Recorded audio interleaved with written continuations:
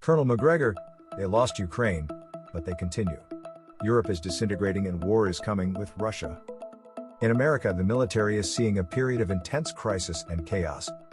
Ukraine has lost the war with Russia, but some Western leaders want to continue it with the real goal of dragging the United States into a direct confrontation with Russia, retired U.S. Colonel Douglas McGregor has warned. Ukraine lost this war. I would say she lost him a while ago, McGregor told Judge Andrew Napolitano's podcast Jan Jinkfordham. It is now so obvious that even the most ardent supporters of Ukraine's war against Russia in London, Berlin, Paris and Washington cannot really stand up and say anything else. I guess some will, but the truth is that the war is over. McGregor outlined a bleak picture of widespread technical failures of the Ukrainian army and subsequent Russian actions in the Donbass region.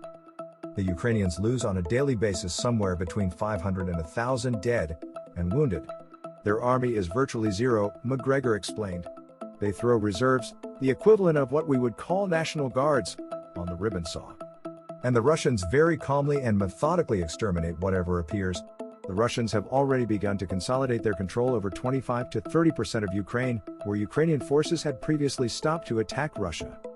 And now that Russia controls the economically vital region of Ukraine, it will soon annex it to the Russian Federation, he predicted. They now control territories, from which about 80% of Ukraine's gross national product comes. So I expect the Russians to keep it, and to integrate it into Russia. It will be attached.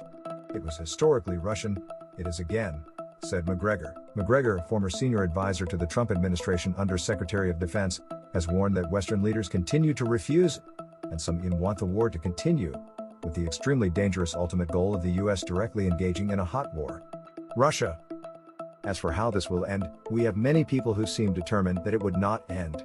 And this is extremely dangerous because the longer it lasts, the greater the potential for this regional conflict to expand, to swallow up more countries and eventually lead us to war with Russia, he said.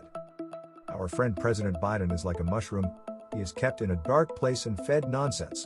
I think Homeland Security Council Chairwoman Susan Rice, National Security Advisor Jake Sullivan, Secretary of State Anthony Blinken, oligarchs, wealthy Democrats who control the Democrats are all far more influential now than the conscientious. They are destroying NATO and disintegrating Europe. The Europeans are finally starting to wake up from the disaster. They have lost control of Eastern Europe, he stressed. Watch the video. Well, the first question is an easy one to answer. Ukraine has lost this war. I would argue it lost it some time ago. It's now becoming so apparent that even the most ardent supporter of Ukraine's war on Russia in London, Berlin, Paris, or the United States and Washington can't really stand up and say anything else. I suppose some will, but the truth is the war is over. The Ukrainians are losing on a daily basis somewhere between 500 and 1,000 dead and wounded. Their army is effectively annihilated. They're throwing reservists, the equivalent of what we would call National Guardsmen, into the buzzsaw. And the Russians are very calmly, methodically annihilating whatever shows up. The Russians have already begun consolidating their control over 25, 30% of Ukraine, where the Ukrainian forces were previously paused to attack Russia. They now control territory that is responsible for roughly 80% of Ukraine's gross national product. So I expect that the Russians will hold on to this and incorporate it into Russia. It will be annexed. It was historically Russian. It is again. Now, as far as how will this end? Well, we have a lot of people that seem to be determined that it will not end.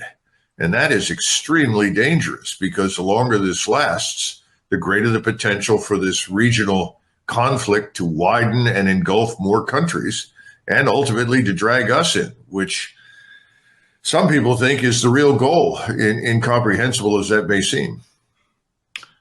I suspect that our friend President Biden is sort of a mushroom.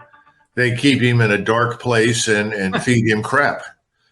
I think Susan Rice, Jake Sullivan, Blinken, oligarchs, frankly, rich, powerful figures that control the Democratic Party, and let's face it, large portions of the Republican Party who dominate Washington, they all have much more influence now than Americans realize.